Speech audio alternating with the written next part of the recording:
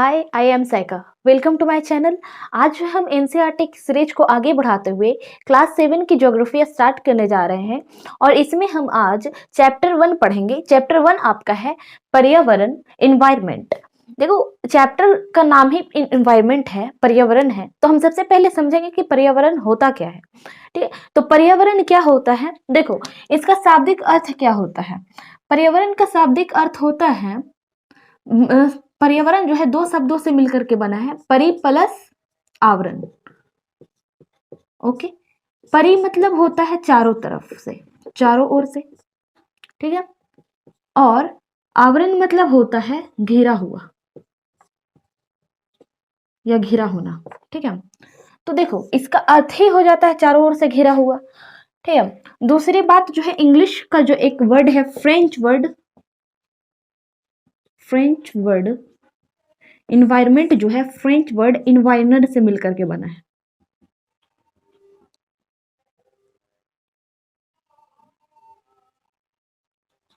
जिसका अर्थ भी होता है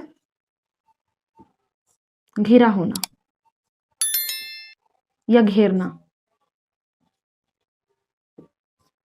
तो अगर आपसे कोई पूछ दे कि भाई एनवायरनमेंट का डिफिनेशन क्या होता है या एनवायरनमेंट क्या है, तो वे सभी वस्तु जिससे हम घिरे हुए हैं, वे सारी चीजें जिनसे हम घिरे हुए हैं, या हमारे आसपास वो सभी वस्तु जो हमें घेरा हुआ है, वही क्या कहलाता है, पर्यावरण है। तो वे सभी वस्तु जिससे हम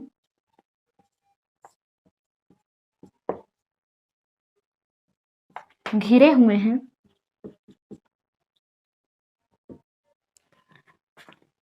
पर्यावरण कहलाता है।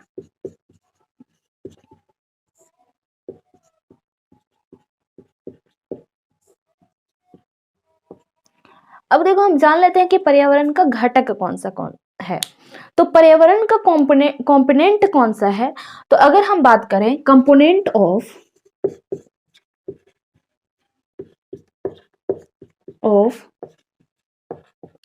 Environment,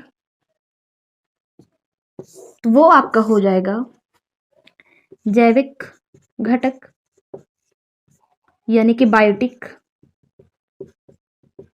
component. दूसरा हो जाएगा अजैविक घटक, यानी कि अबायोटिक कंपोनेंट। और तीसरा हो जाएगा आपका ऊर्जा, यानी कि एनर्जी। ये तीन चीज जो है मिल करके जो है एनवायरनमेंट बनाता है। यही तीन चीज जो है वो हमारे एनवायरनमेंट में पाए जाते हैं। जैसे कि अगर मैं बोलूं तो मैं किन चीजों से आसपास से घिरी हुई हूं, तो उसका बात कर लेते हैं। तो देखो, सबसे पहले हमारे सामने क्या है, कैमरा है, ट्राइपॉड है, बोर्ड है, मार्कर है। ये सारे चीजों से हम घिरे हुए हैं। और भी कुछ चीजें हैं जिससे हम घिरे हुए हैं। अगर आप बात कर ले हमारे आसपास की क्या क्या चीजें हैं, जैसे कि कुछ चीजों का नाम ले लेते हैं। जैसे कि पेड़ हो गया, है ना, पेड़ हो गया, मैदान हो गया, पक्षी हो गए, है ना। इस तरह जो चीजें हैं, या मनुष्य हो गया, मनुष्य खुद भी एक पर्यावरण का ही हिस्सा है, हम इनसे भी घिरे हुए हैं अलग अलग तरीके से। अगर हम बात कर लें, जैसे कि मंदिर है, मस्जिद है, रोड है, गाड़ियां हैं, ये वे सारी की सारी चीजें जो है वो क्या हो जाएगा, जैविक और अजैविक घटक और ऊर्जा ही आपको देखने को मिलेगा। तो पर्यावरण का निर्माण जो है वो तीन कंपोनेंट मिलकर के बनाता है। वो जैविक हो गया, अजैविक और ऊर्जा, ये तीन चीजें होती हैं। अब हम बात कर लेते हैं कि एनवायरनमेंट का जो है वो प्रकार कौन कौन सा है। तो एनवायरनमेंट का प्रकार का हम बात करते हैं।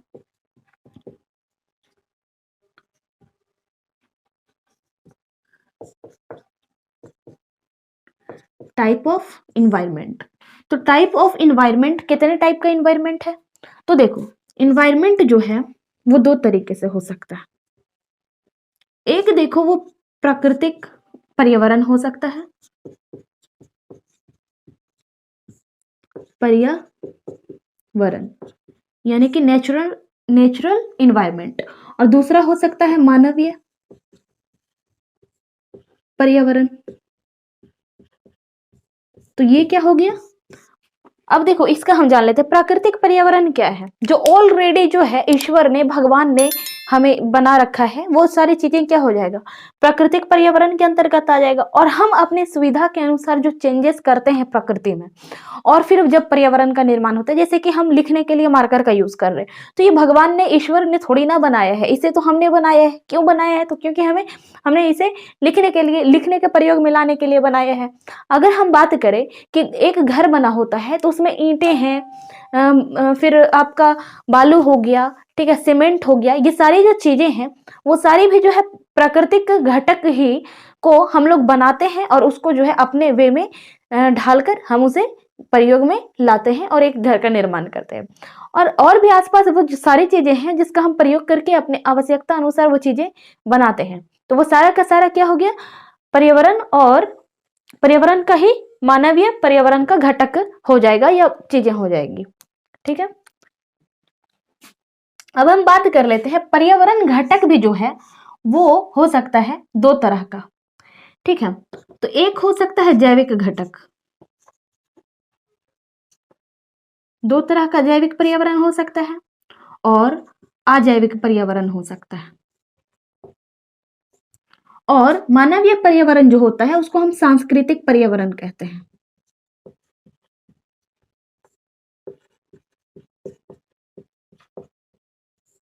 पर्यावरण कहते हैं। तो जैविक पर्यावरण क्या होता है, के हिस्से कौन कौन से होते हैं, जैसे कि हम बात कर ले, पेड़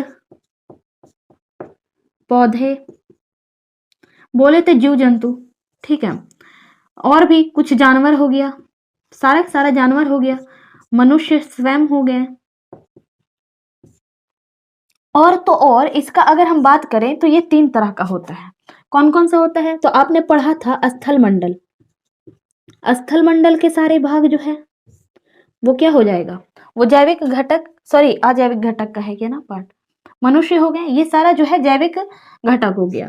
इसी तरह से आप इसको क्या किस में बदल सकते हैं, जीव सारा का सारा, और जंतु,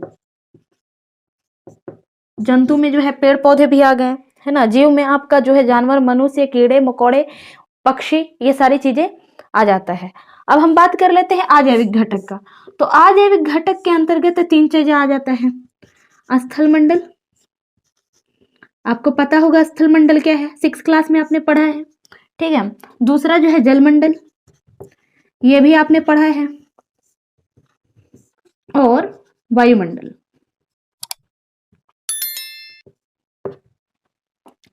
एक बार फिर से यहाँ पे रिवाइज कर लेते हैं कि स्थल मंडल क्या होता है। तो हमने पढ़ा था क्रस्ट और ऊपरी मेंटल के ऊपरी परत को ही हम स्थल मंडल कहते हैं, ठीक है। उसके बाद हम जल मंडल में पढ़े थे, तो जल का भी सारे स्रोत जो है वो जल मंडल के अंतर्गत आ जाते हैं। जैसे कि जल का स्रोत कौन कौन सा है, रिवर हो गया, नदियां हो गई, झीलें हो गए, और तो और तालाब हो गए, या तो फिर आप कह सकते हो महासागर हो गया, सागर हो गया, ये सारा का सारा जो है जल मंडल का ही भाग है, ठीक है। तो ये सारे के सारे अजैविक घटक है, इसमें कोई जीवन नहीं है, ठीक है। और अब हम बात कर लेते हैं वायुमंडल का। तो वायुमंडल भी हमने पढ़ा था कि वायुमंडल जो है चारों तरफ से वायु का आवरण, है ना, वायु जो है वो होता है, तो वायुमंडल हो गया ये, ठीक है। अब हम बात कर लेते हैं सांस्कृतिक पर्यावरण का। सांस्कृतिक पर्यावरण क्या होता है, तो सांस्कृतिक पर्यावरण जैसे कि हम जो है अपने श्रद्धा के लिए, अपने आस्थाओं के लिए जो है बहुत सारे पूजा स्थल बनाते हैं, जैसे कि मस्जिद हो गया,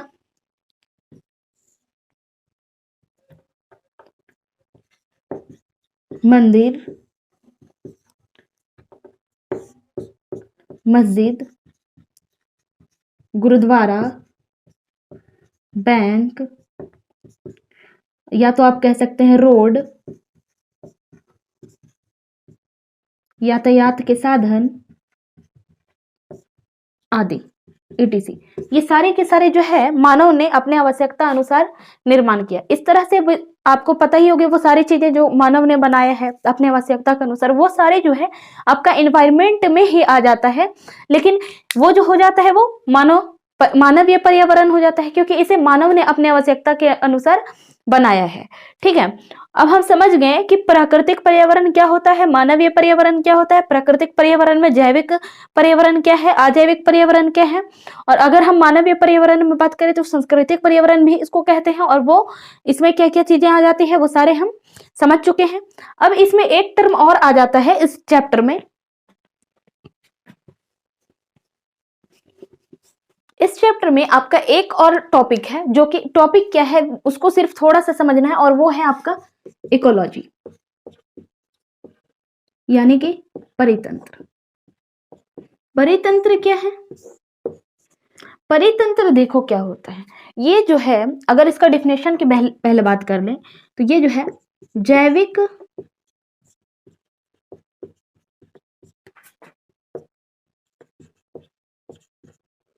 और अजैविक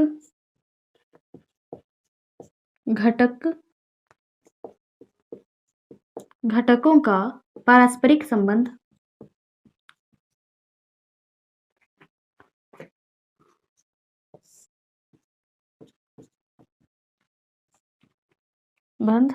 परितंत्र कहलाता है।